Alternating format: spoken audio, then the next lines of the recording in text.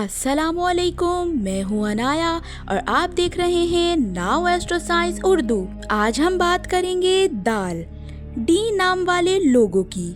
ये लोग आखिर कैसे होते हैं? दाल नाम वाले लोग बहुत दिल के साफ मगर खुददार होते हैं। ये किसी के आगे झुकना पसंद नहीं करते, चाहे दुनिया भी खिलाफ हो जाए। उनके अंदर एक खास कशिश होती है जो लोगों को उनकी तरफ खींच लेती है। ये लोग मोहब्बत में सच्चे मगर थोड़े जज्बाती होते हैं। किसी को दिल दे दें तो फिर आखिरी सांस तक वफादार रहते हैं। काम के मामले में ये मेहनती और अपने मकसद के लिए पक्के होते हैं, लेकिन अगर कोई उनका दिल तोड़े तो ये हमेशा के लिए दूर हो जाते हैं। अगर आपका नाम दाल से शुरू होता है तो कमेंट में डी पावर लिखकर बताएं। मजीद ऐसे जबरदस्त स्टार और नाम के राज जानें और मेरे चैनल को सब्सक्राइब करें।